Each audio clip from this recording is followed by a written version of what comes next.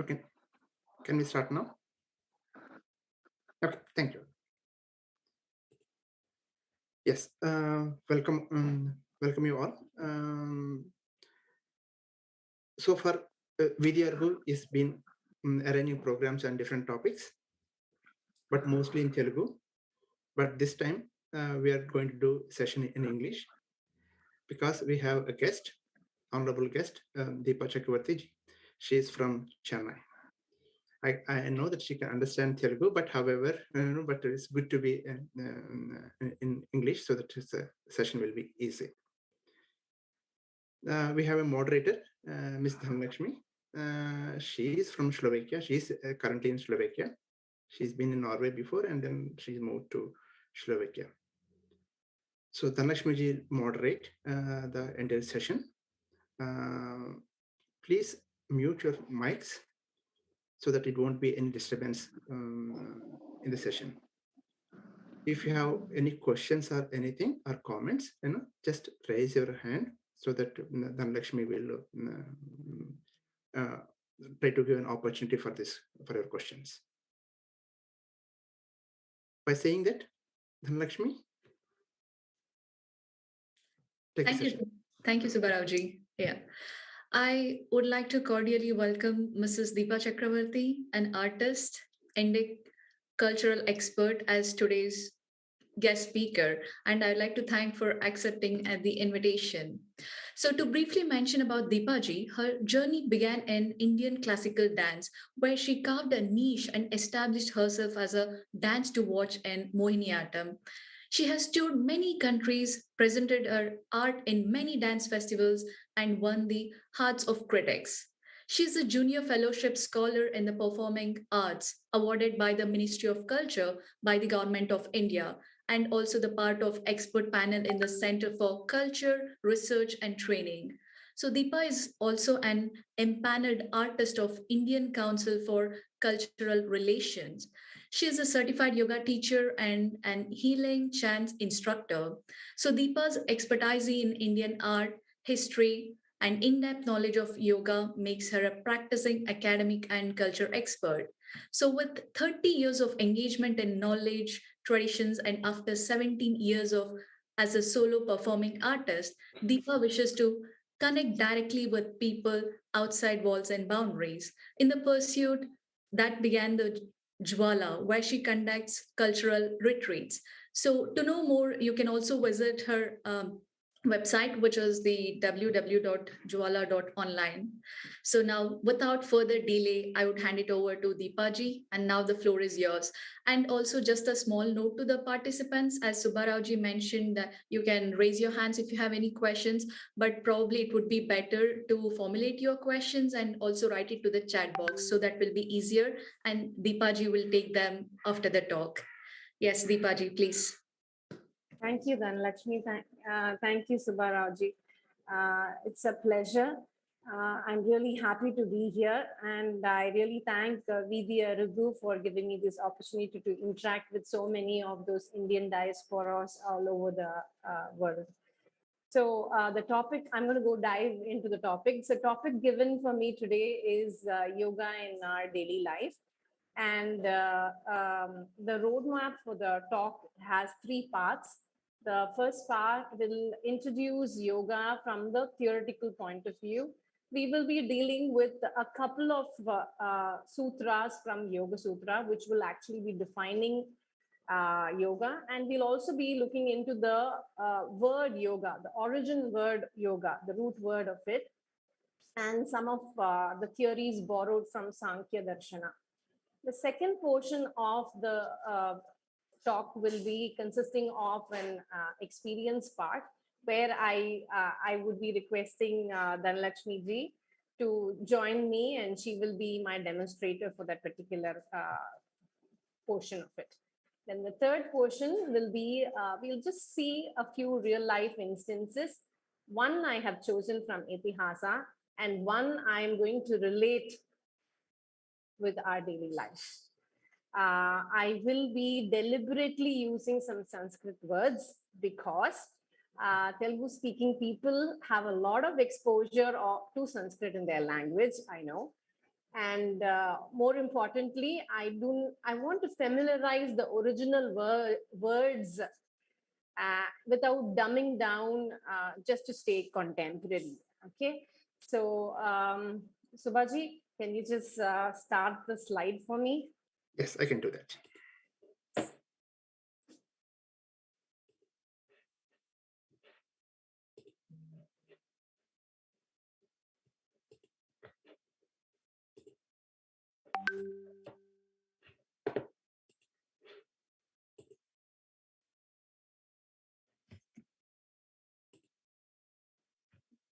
Yes. Do you guys see my screen?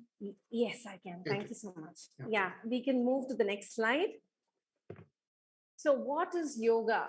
I mean, like, if I were to ask people, do you practice yoga? I'm sure many of you, if it had been an interactive session, you would have said, no, I don't practice yoga. Because many of us tend to kind of, associate yoga to a yoga studio and the asana practice on the mat for 2 or 3 days a week, where, we stand in different postures. But you'll be surprised that many of us are actually practicing yoga, and you will come to know of it by the end of this talk itself. So, to start with, the word yoga, if you take the root word of it, is yuj, meaning to yoke or to unite. And then if we go into the definitions of what is given in Yoga Sutra, Patanjali starts his Yoga Sutra by saying Atha Yoga Anushasanam, where he's saying yoga as a Anushasanam. And then we will just move away from the rest of it, and we will shift to the second chapter, where he is actually suggesting what Kriya Yoga is. And this Kriya Yoga, you can pretty much, you'll be familiar with it, because there are many instances of it which can be compared with Bhagavad Gita's some of the topics that is pretty predominant in Bhagavad Gita also. In fact, for that matter, Bhagavad Gita itself, every chapter of the 18 chapters are a yoga. It's named as a yoga. So, Kriya Yoga, Patanjali describes as Tapas Swadhyaya Ishvara Pranidhana Kriya Yoga, where tapas is when any activity is performed with a purity. Any activity. And when we talk about activity, usually it is thought, and then word, whatever we speak, and then deed, whatever we do. So tapas is any activity that is performed with purity. And then swadhyaya is when any activity or deed is performed mindfully. And then Ishvara Pranidhana is when a deed is performed with an attitude of humility. When all these attitudes combine together while doing an action, it becomes yoga. So this is where I'm saying that without even our knowledge, many of us are actually practicing yoga. But this is the basic level of understanding. And with this level of practice, what happens is that we might not be able to, we still have difficulties that we are facing in life. And much of it can be attributed to karma. And you know that karma is cruel, it makes life complex, full of surprises, life is endless, tiring. So, how do we go about beating the game of life? And how can the baggage of karma be reduced to stay 2 steps ahead of it in life? Can we understand our true self, the mind, the body, and what lies within correctly and align them together? These are all the questions that is there within all of us constantly. So here is where we will switch back to another definition that Patanjali gives in chapter 1, where he, after beginning and saying that it is an anushasana, then he goes on to say that yoga is chitta vritti nirodha, meaning the cessation of vritti in chitta is yoga. What is chitta? What is vritti? this is where we're going to go a little bit deeper into it. Next slide, please. So here's where we will be drawing some borrowings from Sankhya. And actually, Sankhya is a darshana wherein it is explaining the theory of creation in the form of an evolution. So what you're seeing on the screen is a diagrammatic representation of the Sankhya's evolutionary theory. And most of these darshanas, what they do is, it is a discourse on reality. And Sankhya says that reality is everything that you see is happening in the here and now. And it also states another important thing, which is called as Parinamavada. And this is basically, this means that change is constant. So from the moment of birth, we are inching our way towards death. And this applies even to the cosmos, where from the moment the cosmos got created, the universe got created, it is inching away towards its end. So these two factors are the underlying current of the absolute reality of Sankhya. Now, how did it begin? For this, Sankhya says that there are two primordial cosmic entities of creation, Purusha and Prakriti. These names are very much familiar to every Indian household. We would have come across these names. But what is interesting is, whatever Sankhya is saying as the theory of creation is very close to the progress of how modern cosmological science is, direction of the modern cosmological science. For example, if you take Stephen Hawking's steady state theory, he argues that the universe began as an infinitely small, infinitely dense point called a singularity, and which is precisely what Sankhya is also saying, that the universe was began as in where Prakriti and Purusha were together, and they were so close that one could not differentiate one from the other. It was that close. Then what happened? Then some sort of a disturbance happened within this Prakriti and Purusha, such that there was a need to manifest. And the moment it got manifest, then Buddhi came into play. Now, this is where, again, I want to draw into the modern cosmological theories.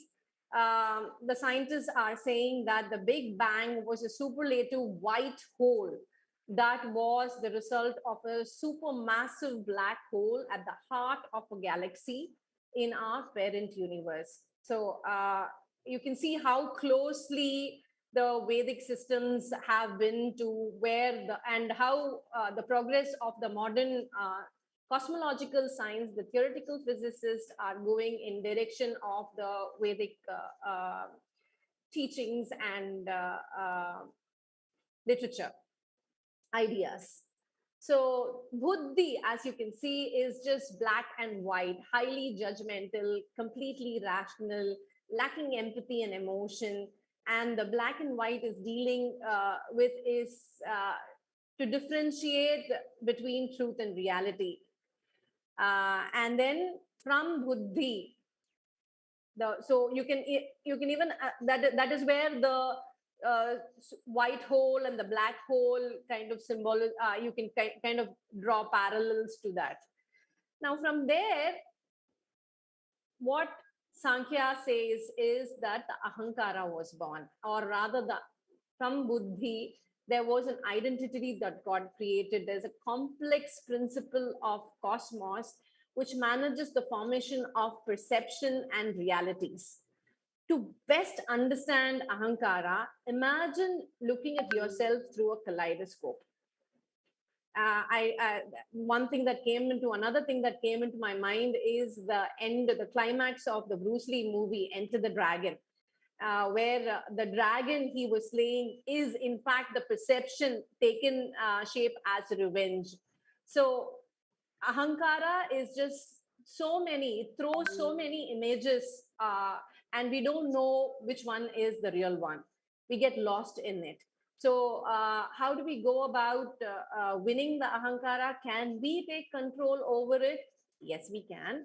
But it has to be, it's like shattering the mirror, just like how you saw in the Bruce Lee movie, all the mirrors. In order to win over the villain, he tried to shatter the glasses. Same like that, only by shattering the mirrors, one can win over the ahankara. But the provisor here is that the shattering of the glass should not cause any pain to one's own self. So and at the end of it, one mirror should remain, and that mirror, whichever that mirror is showing as the image, what you see at that point of time, that reflection becomes as the truth.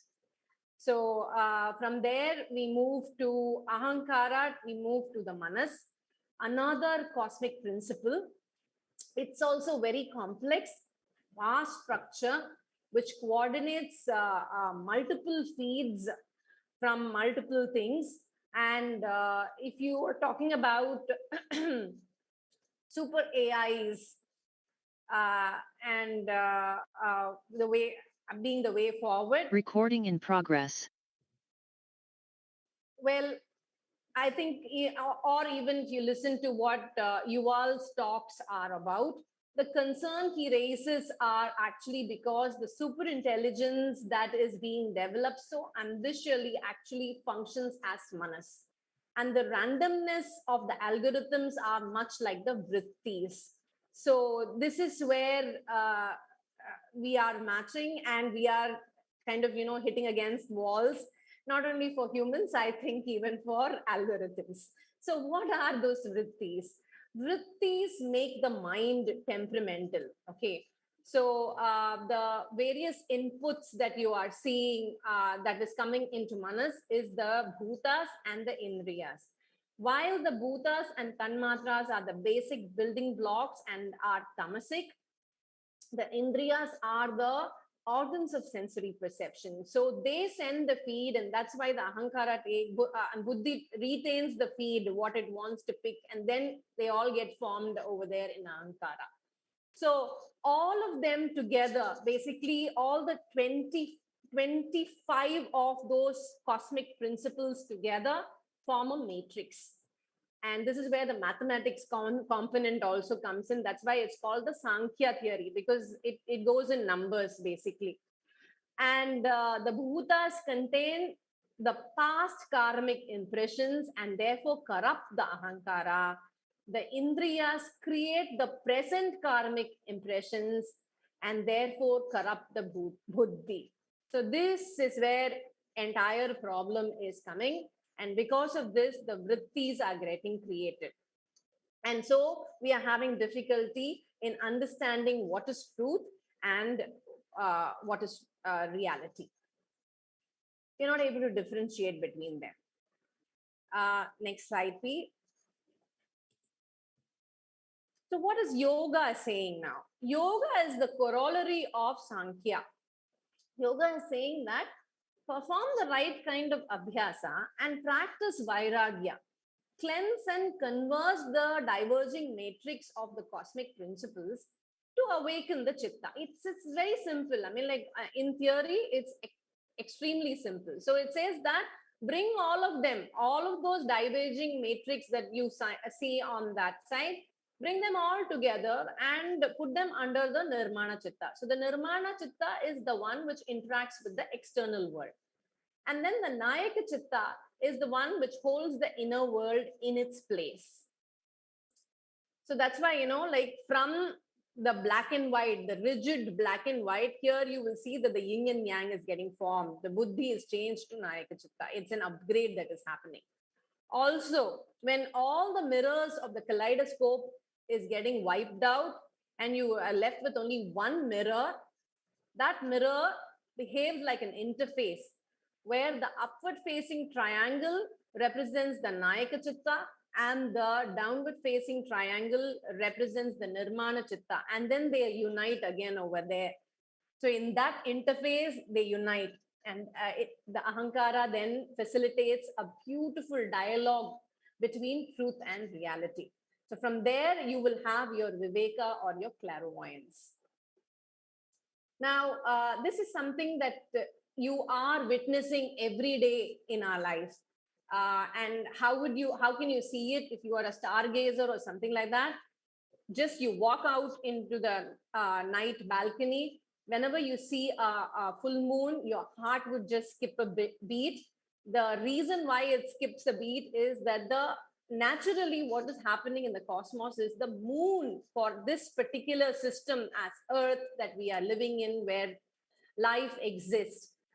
The moon acts as a mirror or the ahankara, and it acts like an interface between the sun and Earth. Sun being the Nayaka Chitta and Earth being the Nirmana Chitta, where all the Panchabhutas and the Indriyas and many other things are joining with. So hence moon is praised and celebrated romantically in most of these poetries. And yes, that's also moon is worshipped.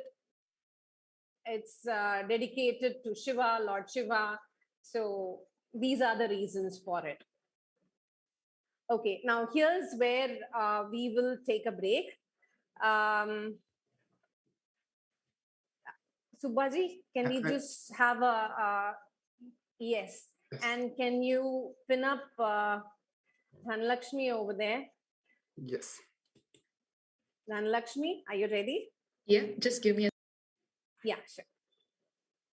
So I'm going to just, what I'm going to do is, we're just going to try to understand the nature of the body and the nature of the mind. Because there's always a conflict between the body and mind. And therefore, let's just have some demonstration or of how we can understand the body and mind. Okay, Dhanlakshmi, I'm just going to give you some instructions. I just want you to follow my instructions. Right. Yeah. So, okay. Sit in any cross-leg position. Mm-hmm. Back straight. Palms on your knees. Spine tall. Relax your shoulders. Chin tucked in. Put your chin slightly down towards you, towards your chest. No, that's parallel, chin parallel to the ground. Now, as I am giving you instructions, please follow me. Inhale, raise the left arm up.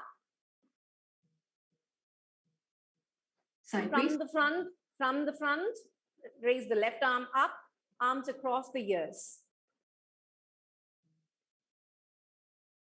Exhale, left arm down. Same way that is going up. Inhale, raise the right arm up from the front, arms across the ears. Exhale, right arm down. When it comes down, palms facing downwards. Inhale, both arms up. Raise both arms up, arms across the ears. Exhale, both arms down. Now inhale, raise the arms, both arms from the sides going up. Exhale, bring them down from the sides. Okay, now I'm going to give numbers to each one of these instructions, okay?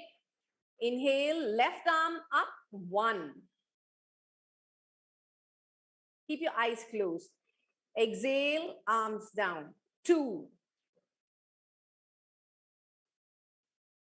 Inhale, right arm up, 3. Exhale, arms down, 4. Inhale, both arms up, 5. From the front. Exhale, both arms down from the front, 6.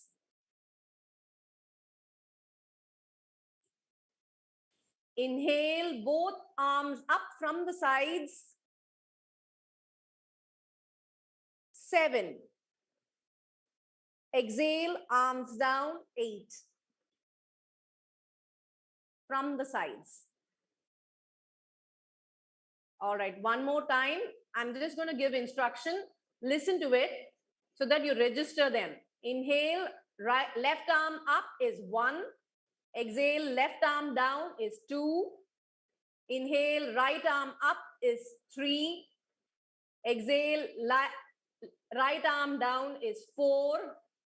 Inhale, both arms up from the front is 5. Exhale, both arms down from the front is 6.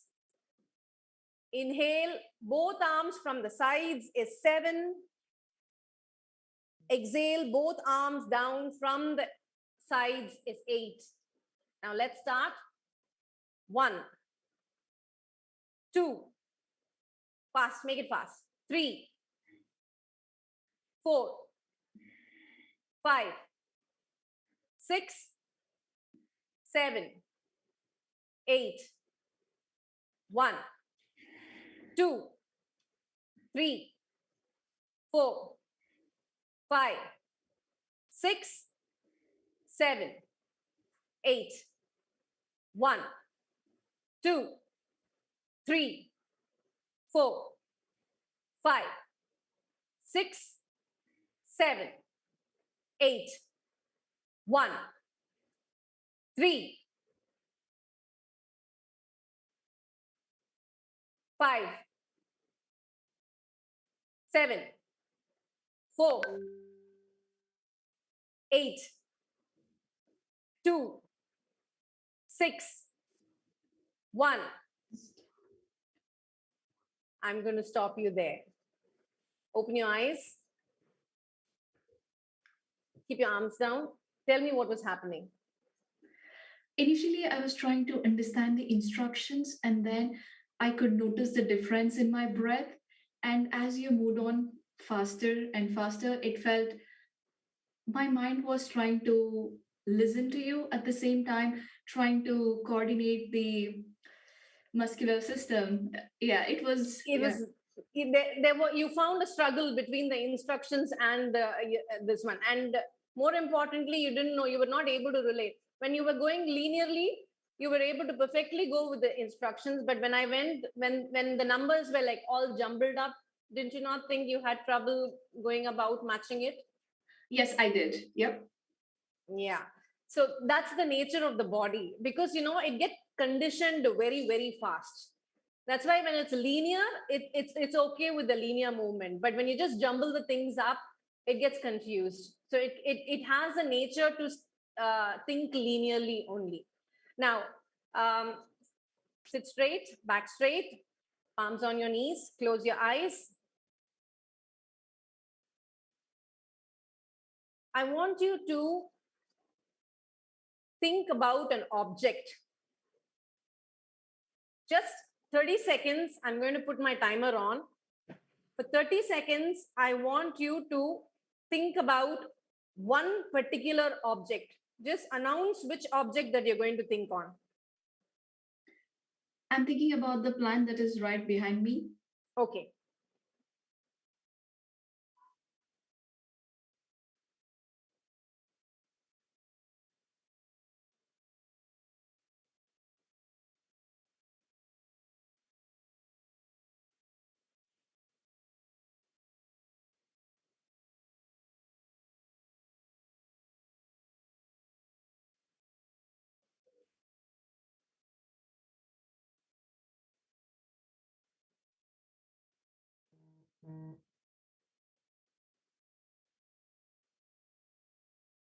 Okay, open your eyes. Were you able to continuously think about the plant, or was your mind going here and there? I could recollect the information about the plant on when did I bring and how was it a couple of months ago, and when did I water and what was the color and what is the state. I was thinking all the things around that. So many things around it were always flashing in front of you, right? Right. So the mind was not constant. It was just wavering. It was thinking in various directions. There's no time bound thing over there when it comes to the mind. Correct? That's right. Yeah. And there was no linearity at all. It was just completely random. That's very true. Yes. Correct. This is the nature of the mind. Okay. Now sit straight. Palms on your knees. Back straight. Chin tucked in slightly. I want you to focus on your breath. Inhale, focus on the lungs. Feel the chest expansion. Exhale, focus on the contraction of the abdomen.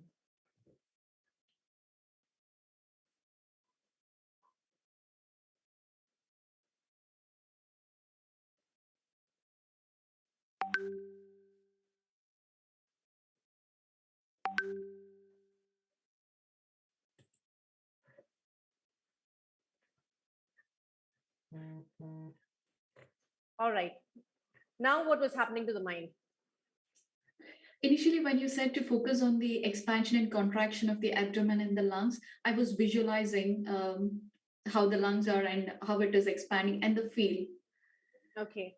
And when it comes to mind, probably I have been practicing observing breath for quite some time. Maybe it was easy, but usually it wanders.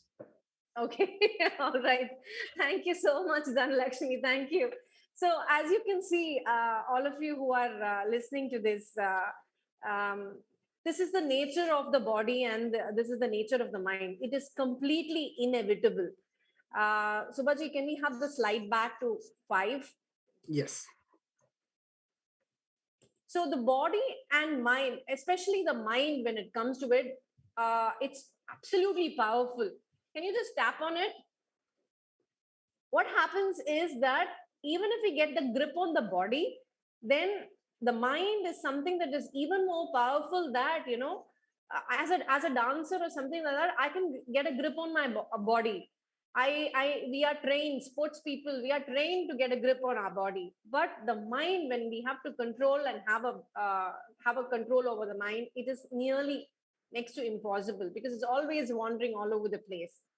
Not only that, the problem is that there are obstacles that is created, that is within us. Like I told you that the bhutas are corrupted, and then the bhutas are corrupting the ahankara, and then the indriyas are corrupting the buddhi. So because of this is the reason why they are all so diverged most of the time. And those are the obstacles that is lying within our body itself. And that is what, if you have to take control of them, that is why it is so important to take control of the breath first. Mostly you will see yoga instructors giving you instructions with breath most of the time. And many of the meditation practitioners will always ask you to observe the breath, your breath, because your breath is a beautiful indicator of how your mind is at that particular moment. When you are too stressed out, your breathing is also something that increases, and it really increases rapidly. So the obstacles that are getting created are also the reason. Once the breath movement keeps fluctuating, then what happens is that it leaves room for so many of those things that is listed over there. Those are the obstacles of the mind, and many of us would have gone through all of the obstacle one time or the other. And that is why yoga is actually practiced as an anushtana, and it is actually prescribed as an eightfold path, as Ashtanga, by Patanjali. The design of the Ashtanga itself is going from the external and to the inner world. And this external and inner connection is whatever is happening over there is external and inner connection, when there is no difference between that which is external and that which is internal. That is a big part of being in yoga itself. Next slide, please. So let's just look little bit more deeper into what this Ashtanga is all about. So, like I said, the external world is the Bhagiranga Sadhana. It's mostly for the body and for the things that we are interacting with the outside. So it starts mostly with how we are conducting ourselves in the socio-ecological environment. And I'm talking about socio-ecological, talking about your workplace, your family, and also your interaction with the nature. And from there, and the yama, that is the yama. And then the niyama comes, which is a very personal conduct, like how disciplined you are. This is broadly what yama categorizes as. Then comes the asana practice. So the actual practice of asana itself is to understand the limitation of the body and mind, which I kind of demonstrated now with Dhanalakshmi. And then from asana, once the body is taken into control, then only we can move into the pranayama practices. And pranayama is for the purification of the body and the mind. When I'm talking about the mind, it's more like, like the fine tuning of all of them and bringing them together. Then the pratyahara is the upgrading of the senses. Now, up till pranayama, you can also consider it as the tapas that we saw in Kriya Yoga. And then the upgrading of the senses is the jnana, and therefore it can be considered as the swadhyaya that is also mentioned in Kriya Yoga. Then comes whatever comes later on in the antaranga sadhanas, the dharana. Dharana is your meditative practices, and dhyana is meditation. So when you start connecting yourself, it is dharana. But once the connection gets established, then it is dhyana. And this the connecting is important because we want to develop the third eye within us. And the third eye, what it does is it develops insights into time to see how life will unfold, how we can take control of our life. This is the reason why in the Indian Vedic Indic systems, Jyotisha and Ayurveda are considered as the highest form of applied sciences. And they are also intuitive sciences that has been developed parallelly to the pedagogy that was already existing at that point of time. So the dhyana is the sustaining of that one-pointedness. And many scholars have also said that if you are in dhyana all the time, then you are practicing yoga. The last one, samadhi, is just a state where you are restful in truth. Now, on the right-hand side, the tree is just taking you a little bit more deeper into what the yama and niyama are. They are like there are 5 yamas and 5 niyamas. Quickly, just the names alone, I'm going to give you. Ahimsa, Satya, Asteya, Brahmacharya, and Aparigraha are the yamas. And then Chaucha, Santosha, Tapas, Swadhyaya, and Ishvara Pranidhana are the niyama. If you see the organization of the structure, it's deliberate, moving from external world to subtle and subtler states of the internal world order. And the pratyahara is like the bridge that acts between the internal and the external world. And if you notice, the tapas, svadhyaya, and ishvara pranidhana are repeated again in niyamas also, which means that the beginning level, without even our knowledge what we are practicing, it is part of the Ashtanga also. And this becomes the basic attitude or eligibility for even practicing the Ashtanga, one can say.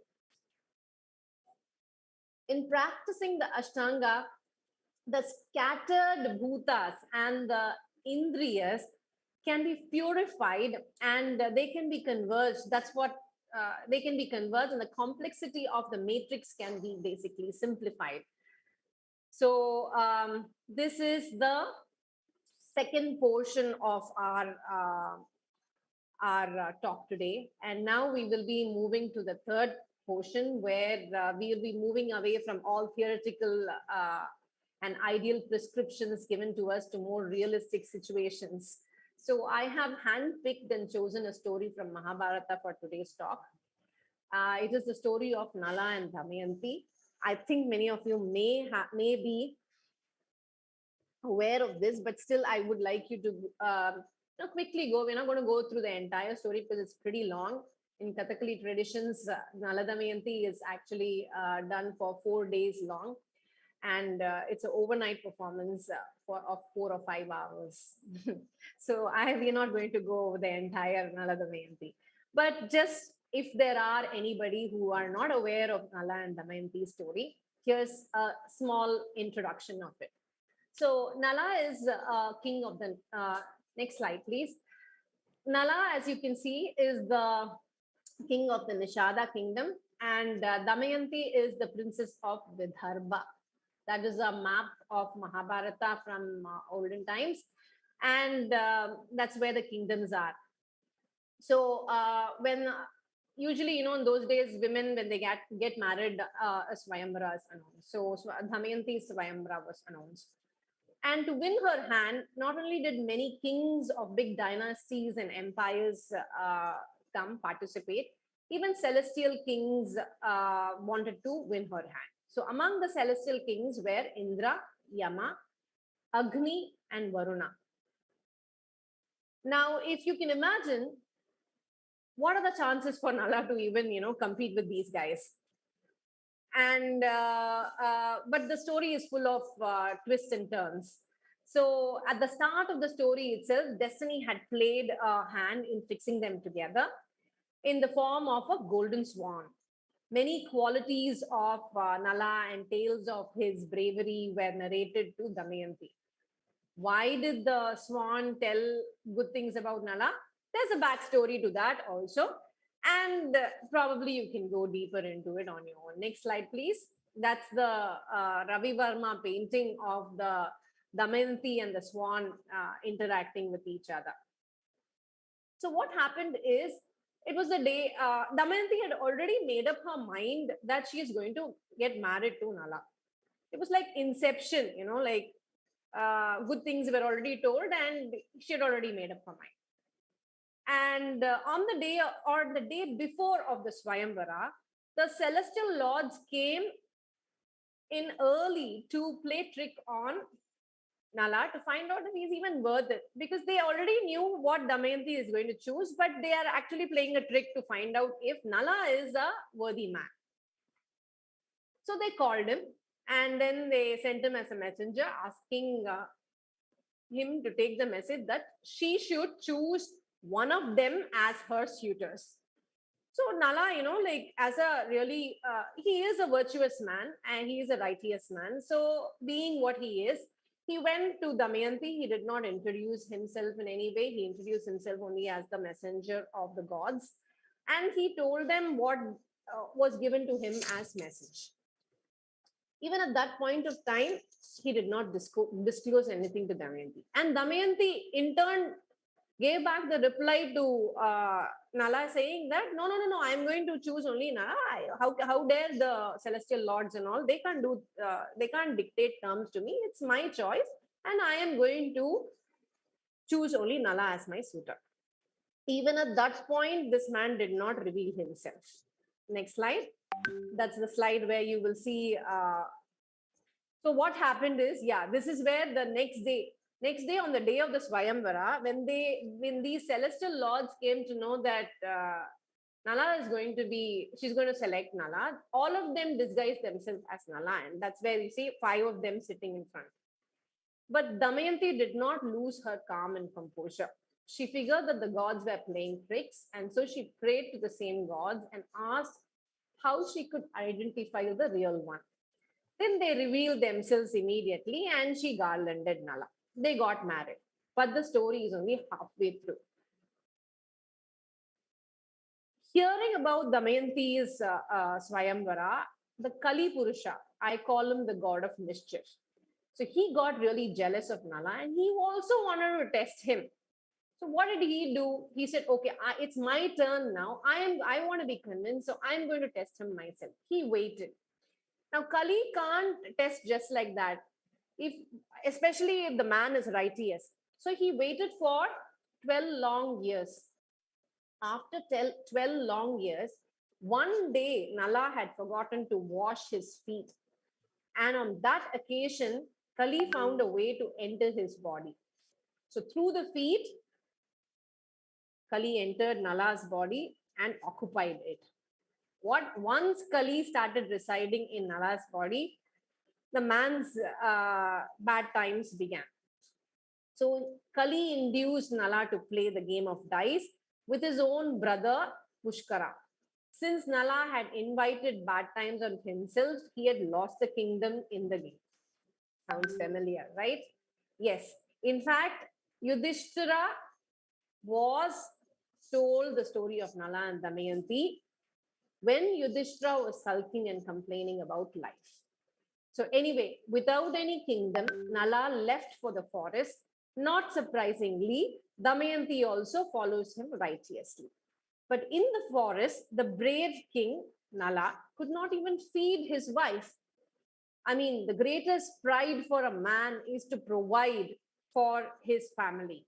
And the greatest pride for a Kshatriya man is to protect his wife, family. So, failing on both the occasion, consumed by feelings of guilt and shame, that night when Damayanti was sleeping, he left her and walked away, hoping that now she will find someone and save herself.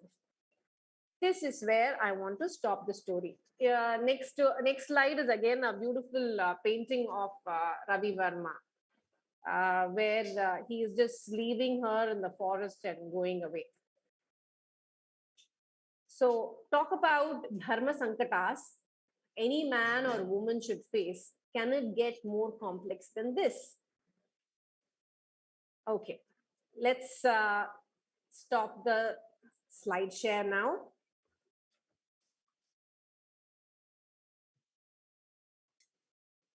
I want you to take a moment and think what would have been. I mean, like, just think about if you were in place of Nala and if you were in place of Damayanti, what would have been your state of mind at every one of those crossroads?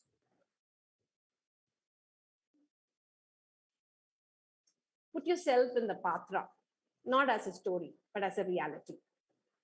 Try to process it. How would you have reacted at every one of those junctures? So, as long as the going is good, we don't need any help. I mean, like, there's no need for yoga and other things like that. But when we are running against time, this is where every tool of Ashtanga that we have practiced before will actually help in reversing the bad effects of time. And that is why, like, yoga is supposed to be practiced. Also, another thing is that this yama and niyama, even in the story itself, if you had noticed, there was Ishvara Pranidhana that was being practiced, that was shown, where, when she had confusions, she appealed to the gods and she got her answer. Okay. And then the reason why Kali got occupied itself is because the Chaucha aspect of it had fallen short by Kali. That's why he was not able to overcome. He had to undergo what he had to undergo as difficulty. And unless we practice this yama and niyama, we will not be able to progress, because these yama and niyamas are the basic level of practice that has been given to us. And these are, if you are a professor, I think that I met a professor over here today. So if you are a professor, you will be setting some questions which are direct questions and answers, and then sometimes you will be given in a question paper understanding based questions, and sometimes you will be given application based questions, right? So the yama and niyama you can take is the understanding based questions that is been put. Those are the kind of obstacles that is put to us, our understanding. If we have knowledge and we are understanding the knowledge and using the knowledge at the right time. For advanced level of yoga practices, it's the application kind of knowledge that is testing. So those are difficult, really difficult times. And excuse me. So for this also, Patanjali has given some, there's some prescriptions that Patanjali has given. So for difficult times of practices, he has said there are 4 immeasurable virtues that is very important for us to practice. And these are Maitreen, knowing who is our friend and who is our enemy. And then Karuna, this is knowing how to show compassion, who to show compassion. Then you have Mudita, which is knowing when to praise or shower compliments on, who to shower compliments on. These are very, very important. These are very practical things that we have to apply in our real life. Then last one is Upeksha, meaning learning when to walk away from a situation, learning to let go. This 4 is also part of the Buddhism. They practice it and they call it, Gautama Buddha had called it as the 4 noble virtues. So this is very much common between the Vedic practice as well as the Buddhist practices. Now, if you take, for example, Upeksha, each one of them are yoga by in itself, if you'd ask me. So if we have to apply that in our day-to-day life, like where we are, I just want to ask a few questions that I'd like you all to think about. Can a political nation state walk away or stay silent of a conflict happening that doesn't concern them at all? This is Upeksha, okay? How many leaders of nations or ideology of nation exhibit such a virtue? In that sense, in today's context where we are, I think India has achieved much as a nation state, having a longest civilization continuity. And this is something that is awesome and we have to be proud about as Indians. Now, at an individual level, same Upeksha. Think how many times you have been able to walk away from a situation. Not when there is, especially take your daily life in your own homes, especially with your loved ones. Not when you're having a fight or something like that, but when you are in difficult times, look at, take for instance, Nala itself. He was so much in love with his wife. Damayanti had gone with him to the forest. But it is the quality of Upeksha that he applied over there. He knew that he was not able to protect and provide for her. At that point of time, there is no need to show his bravery and machoism over there. He felt that dragging her along is unwanted. He left her and went away. I think that's a great quality. That's a great quality of great understanding and quality of what to do in a situation and what is right for me and what is right for the other person. Because most of the times we are just not taking decisions for ourselves. We have to take decisions for other people around us also. Okay, I am kind of nearing the end of my presentation.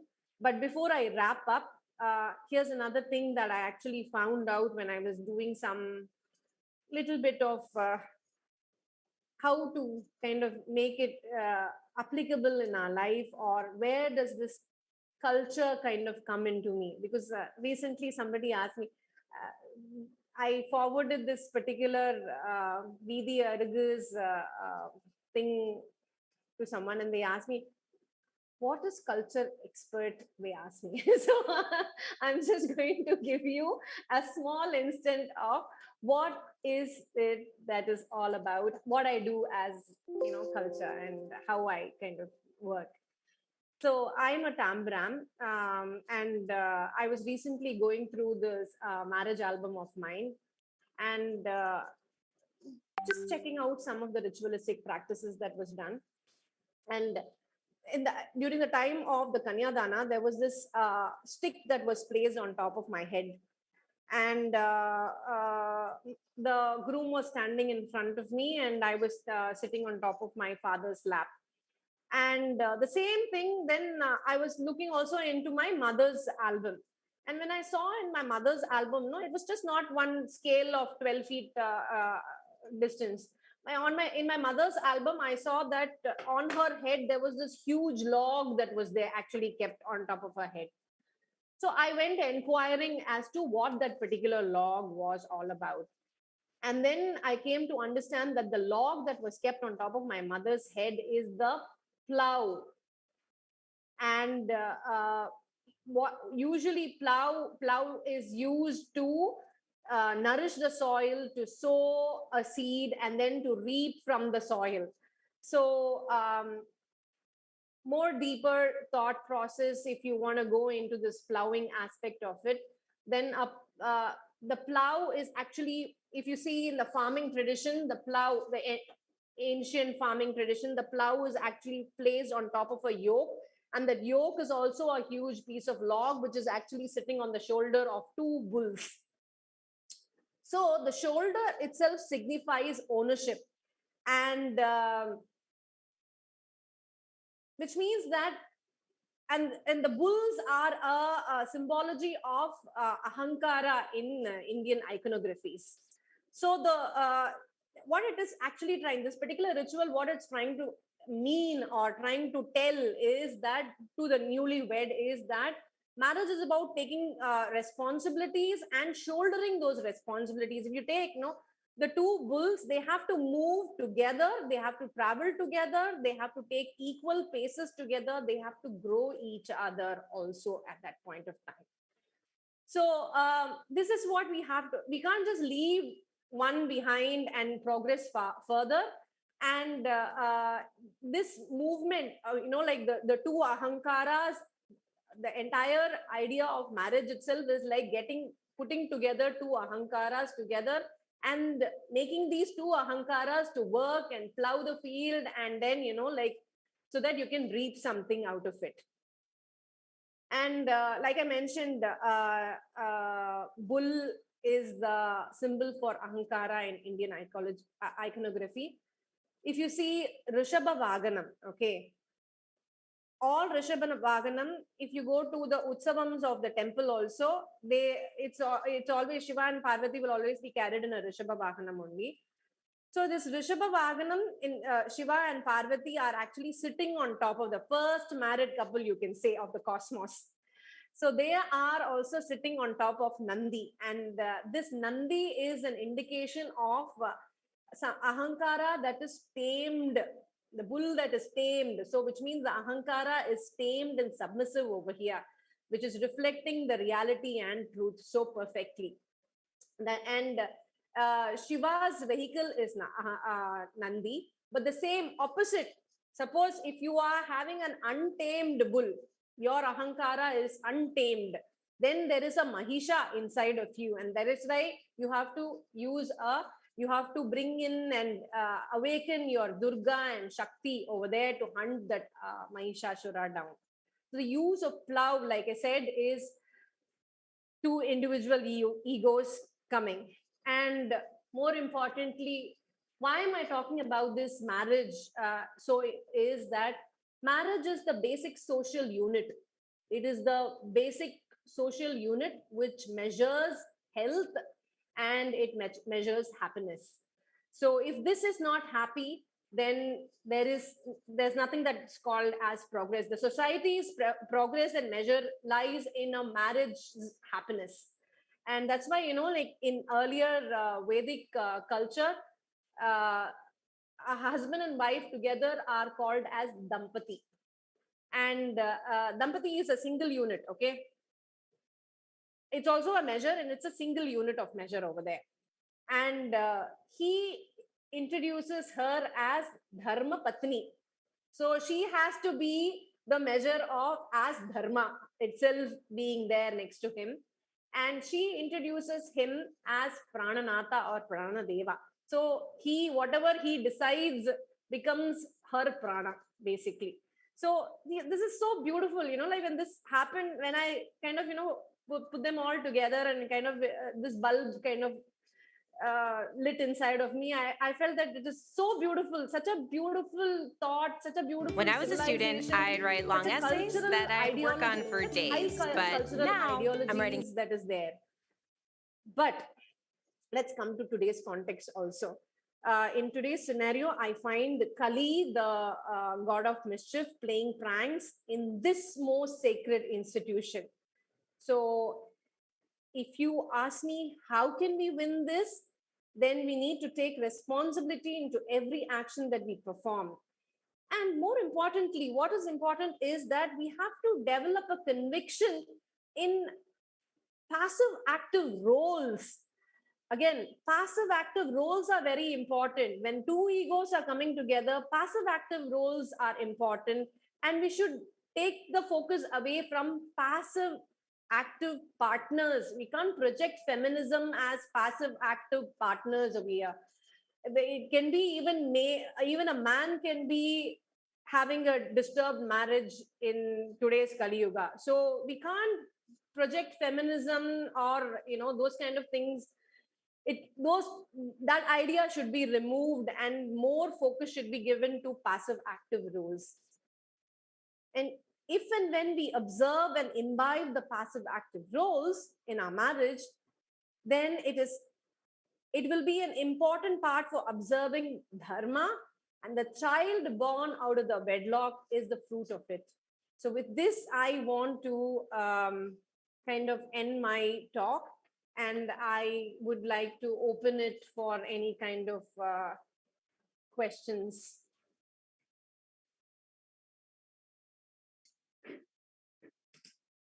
Thank you, Deepaji. Many of us have different kinds of perceptions about yoga, but the way you explained and you simplified, you gave kind of underlying principles. Probably that is more scientific, and the correlations that you made was amazing. I guess now, you also mentioned maybe to have a break of 1 or 2 minutes so people can. Yeah, just, the idea is if anybody wants to, take a moment and form their questions on their own, because having listened to the talk, if you want to absorb some time to absorb it, and then, if you want to give some questions on to me, yeah, that'll be great.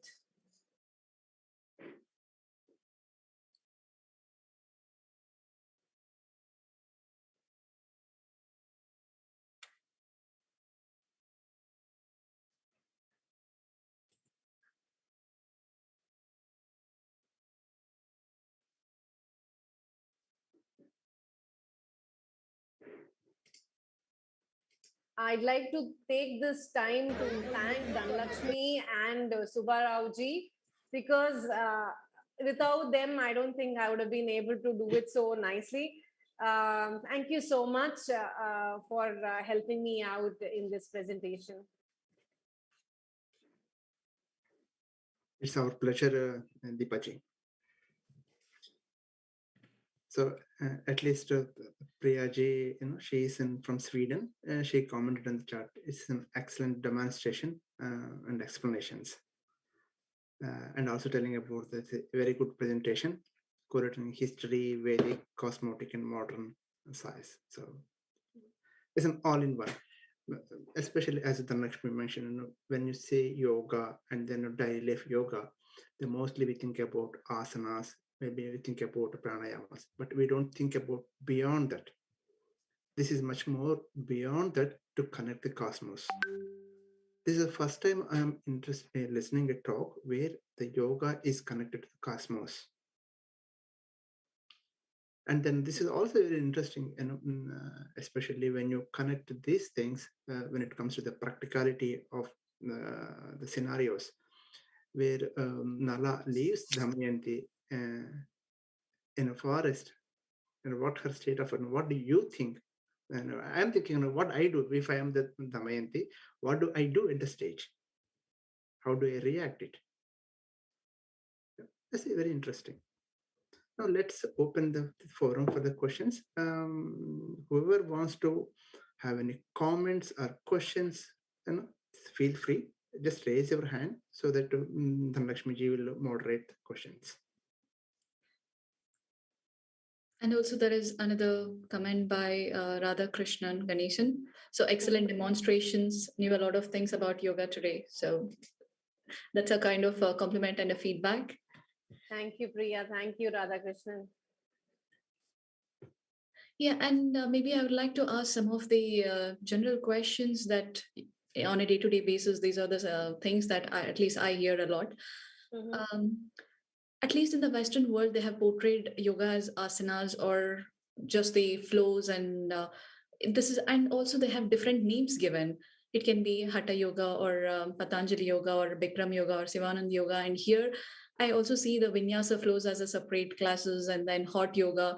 And they have modified yoga into so many different forms. And which one to choose and how is it different is the general question. Okay, great. I like this question very much. Okay. What a Patanjali has saying is that he is listed out the Ashtanga as a tool. Okay, so in Ashtanga, whatever is being given or packaged and given in the studios are only the asanas. Whether you call it the power yoga or the hatha yoga or your aerial yoga. I'm also hearing things like beer yoga and I don't know. I've also heard things like that as existing. Well, I don't want to comment about it. Each one to their own, however they want to motivate themselves and they want to go about it.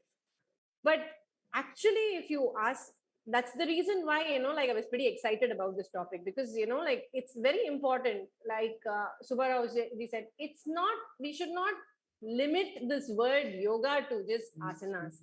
It's about connecting ourselves with our environment, with one another, building relationship. When Patanjali began, he says, Atha yoga anushasanam. And many commentators have actually stated anushasanam as a building up of relationship only. It's building up a relationship with one another, with the teacher and student, with the environment, with your culture. The anushasanam is a very broad term, and so you can bring in many things into it. So I think there must be more focus into these aspects of it. But if you ask me, hatha yoga and vinyasa yoga, if your question is another part of your question dealt with hatha and vinyasa krama, right? So hatha yoga is more like, like the body is given too much of priority. There is so much focus in understanding the body. Like, for example, when I demonstrated this 1, 2, 3 fast movements, there was no breath involved over there, correct? Yeah. You just have to move your hands in the instructions. Same like that, hatha yoga, there's a lot of dynamic movements that is practiced, and the focus is on the body, is to understand and train the body. Hatha yoga is all about training the body. But in hatha yoga pratipika itself, it says that the very purpose of hatha yoga, practicing of hatha yoga, is for raja yoga. And the raja yoga practices are your antaranga sadhanas, which is dharana, dhyana, and samadhi. So if your hatha yoga is not leading you towards your like your raja yoga, then there is no point. If you take the Buddhist way of practicing yoga, they focus too much only on the raja yoga aspects of it. Much of the raja yoga that is mentioned that is in Vedic systems is what very much closely followed in the Buddhist meditative way. Their practices are exactly like that. So there should be a progress over here, and the progress is that it starts with yama. You have to have your, like your well-being, you have to have an upbringing such that you won't hurt the environment, you won't hurt your family, you won't hurt yourself. Yourself is very important, because if you hurt yourself, then there's no, you are very nice to the other, you can't hurt your own self. Because like I said, yoga is about moving away from dukkha. It's moving, all darshanas are all about finding the reality in life and how to have permanence of happiness in our life. So our focus should be towards that. That's why many of our cultural measures are also with respect to the happiness quotient, happiness index. That should be our focus.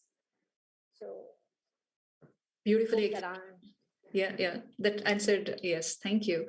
And also the other common question is, do I need to practice pranayama meditations at the beginning, or should I practice towards the end, or should I practice asanas, or on a day-to-day basis in this fast-paced life, just give me something instant, quick fix kind of solutions? Do you have something for the modern world? And yeah, what is your take on that? In my opinion, there is no quick fixes at all.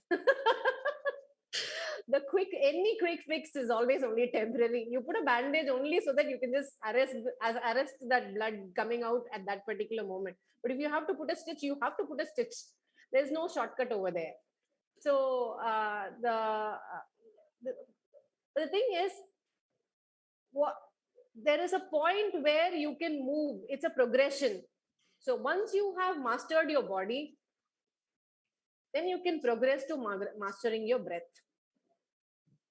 And without mastering it, once you mastered your breath, you're eligible for meditation. Okay, you can skip the pratyahara. Many people do that also. You can probably a fantastic meditative practitioner. But still, if you don't have your pratyahara, that jnana aspect of it is not there, missing in you, then again, there's some sort of an obstacle that is coming in your way that is going to be testing you. Time does throw those obstacles that I had mentioned over there in some form or the other. And if that obstacle is coming in your way, how are you going to go about and deal with it? That's the question. Yes. I think this also needs to be like given a thought, and then they come up with it. That's true. Yes. And also there is a question from Achyut Ram. I remember listening several times to Nala and Damayanti's story in my mother's lap, although I was too young. I always wondered how much effort my mother has put to build character in me. Such mother builds our nation and culture always. Should this practice be revived, maintained? Absolutely. As a question. Absolutely. I mean, like today we know that today is the world of information war, and the narratives are the one which is reigning everywhere.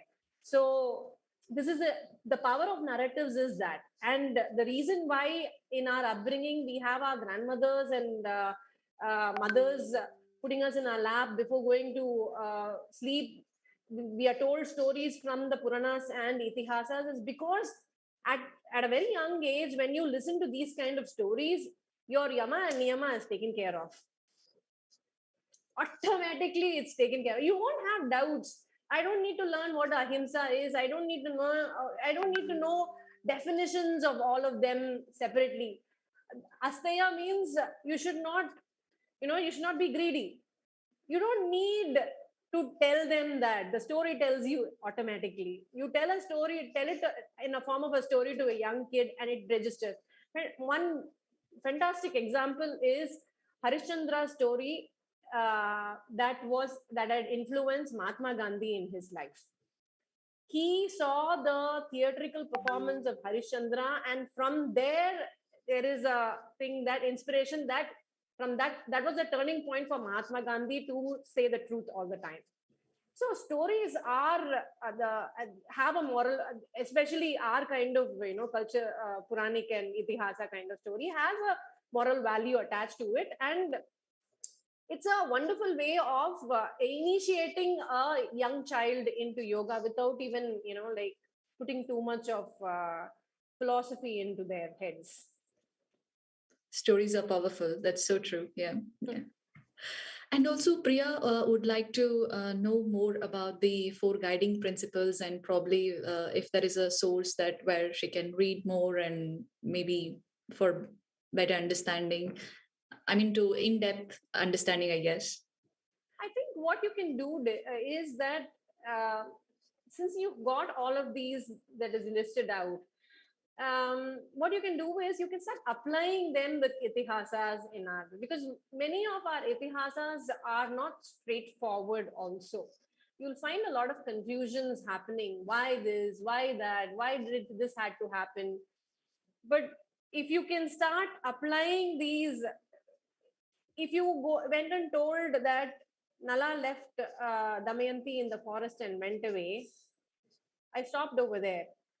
Okay, to those people who don't know the end of the story at all, and you go and ask them their opinion, they'll say, how dare he? He just left the wife and went away. What sort of a man he was? There's an immediate judgment that is coming into place, right? So these are the places where we need to go deeply and think. So if you know the Four Noble Truths, it's there, it's out there. Just go search for Four Noble Truths in the Buddhist way, or the immeasurable virtues of yoga. Just go search it on there. And now Google Acharya is giving us so much. So everything is out there. Just go search, put it down, and then reflect. The moment you start reflecting, that is Svadhyaya. You reflect this particular virtue and associate it with any of our Puranic confusing characters, then that is Svadhyaya. Yes. Yeah. And also, do you have, I mean, yamas and niyamas, as you mentioned, it comes from the childhood with the stories and parenting and with the grandparents and growing up with the family. And as we grow up, we tend to join these yoga sessions or learn more about the physical postures and asanas, basically to go practice further, or to learn slightly more in the physical posture and to attain the inner states and those things. So is there a ideal time of the day when to practice the physical postures or asanas, basically? Depends on what is important is that your stomach should be empty. Mm-hmm.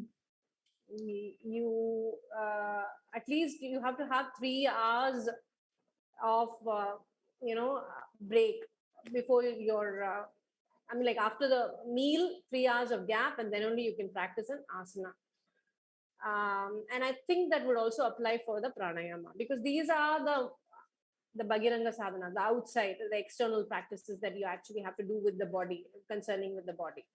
So you have to respect the organ systems that is there, and when they are ready, when they are not, so that they're not overworked, you won't be able to also. If you want to breathe in and fill your lungs, your diaphragm is going to practically, if you see that your diaphragm is going to hit you, and it's not going to give you the best of the lung capacity. And your abdomen is not going to go, it's not going to contract all the way, because your stomach is working, digesting the food. So it's best to avoid asana practice immediately after a meal. Other than that, I don't think you need to restrict yourself, as far as I know. Right. And also, are there any kind of side effects by practicing? At least people with health conditions. I have come across a person who said, after practicing, my pain has gone high and my musculoskeletal system is slightly working in a different way. But does that really happen? Or see, it really depends on how you push yourself also. One most important thing that you have to understand is that asanas are practiced for understanding the nature of the body. And the yoga itself is the Sankhya saying that you have to remove the rajas. So what is the difference between an asana practice and gym workout or anything else like that, in that kind of way, rigorous training, is that there should be no rajas in the practice of yoga. Should not have rajas. If you are going to put your rajas into your yoga practice also, then you're going to have all sorts of problems. Again, your tamas and rajas, it's okay. Your tamas, if you're practicing yoga, that means you're not tamasic. Okay, so it gets eliminated automatically. So it's just 2, sattva and rajas. But if your practice is leaning towards rajas, where you're pushing yourself hard, there's a certain goal that you want to achieve with that's not what yoga practice is. That's not what yoga asana practice is recommended for. Asana practice is recommended so that you can sit over there in silence for your pranayama and your dharana and dhyana. So if you can't sit in one place continuously for 5 minutes without moving, then there's no point of practicing asana, correct? right. And if you're not going to practice it the way in which your teacher or how you're instructed. It's very important also to practice all these things as prescribed by the instructor. And what is the mood that you are coming into your practice? What was the state of mind that you're coming into your practice, yoga mat for practicing? These are all things also mattering. If your pain is only aggregating more, then there's something wrong that in that practice, that your mood was not right, or you have not applied yourself properly over there at that point of time. The breath was missing. These could kind of create some sort of a yoga injury. Right.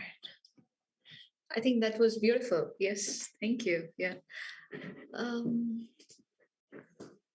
Yeah, I don't see any more questions. I think people are just in a state that they're just listening. Okay, most of us actually, when they come to this session, they had a different thought. Okay, what we are going to learn here, like some asanas or something, but the session is much more. It's not about shaping your body or shaping your mind. It's much more about. So it's really great experience for our audience. Indeed. Thank you so much. Thank you for giving me this opportunity. Thank you so much, really lovely. So, yeah, guys, if you have any other questions, last questions, if you have anything, otherwise we can.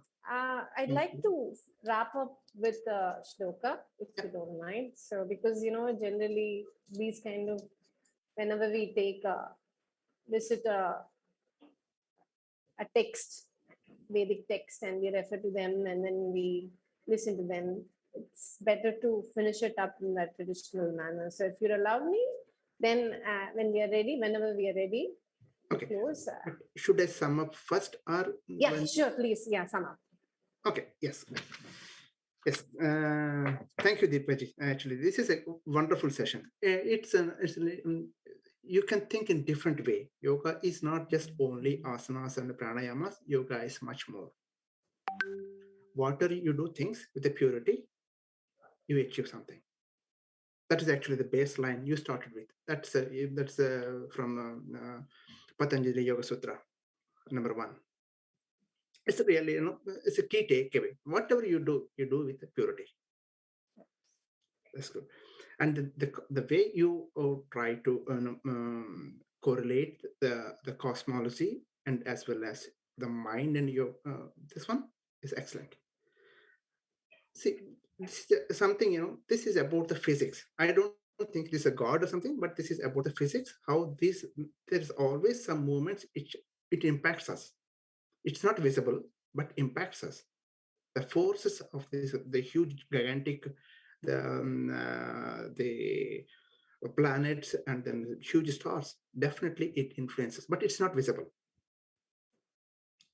So that's this very good thing, and you explained. And then when it comes to the Ravi Verma paintings, I just when I got the slides a bit advanced than everyone. I was looking at the paintings. Of course, we have seen these paintings sometimes before as well. But the two things I noticed, the swan, telling Damayanti about Nala. Not many of us know that actually. They just see this is Ravi Verma's painting, but they don't see. I don't know. I'm just assuming, but no. But this the way you explain about the swan explaining about Nala to Damayanti, and the same time that the next slide, you have the painting. Everyone looks same as Nala, and then she has to find who her Nala is. So that's wonderful. And then it will end up with this is the 4 the pillars. I can say 4 pillars of a mental peace. I can say actually. So Maitri, Karuna, Mudita, and Upeksha. This is actually, we should maybe have one complete session on each of these things. This is a big topic, actually 4 pillars. There's a big topic where you can go in detail. What is actually Upeksha? What is a Maitri? When can you do Maitri with someone? And when can you be detached? This is a huge thing. But yeah, this is all about yoga. And this is when you practice on these things, you get all these things along with this. By saying that, Deepikaji, thank you so much for your time and then giving an opportunity for our audience, explaining about yoga in a different way. Thank you so much for the opportunity. It was a pleasure, and I just thoroughly enjoyed it. And connecting with all of you is great. Yeah. And then I take the opportunity to thank Dhanalakshmi ji. She herself is a yoga practitioner and then a yoga teacher as well. So thanks for being moderating for our Veedhi Arugu program. Thank you for asking about this, and thank you, Subbarao-ji, and also thank you, Deepa-ji, for enlightening us. And that was really a wonderful session. I enjoyed it, and I assume, and I guess even the participants have enjoyed, and they have benefited from this session, and they have key messages to take home. Thank you so much. Exactly. Yeah. Thank you. Okay, I'll just do the closing chant. And the last one comment, okay. Because this has happened, okay, because of you, but there's a one person behind us, to connect these dots. I really thank Venkat. He was couldn't able to participate online with us. Of course, he might be listening it, but he's on call and work today. Thank you, Venkat, to connect all the dots and make this program happen. Yes, thank you. Thank you, Venkat. Okay. Thank you, Venkat Garu. Yeah.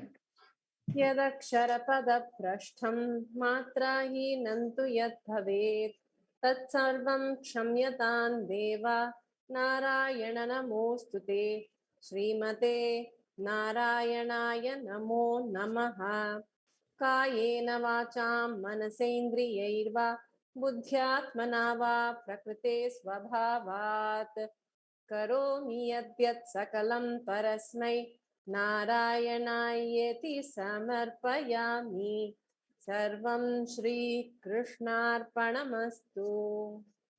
Thank you.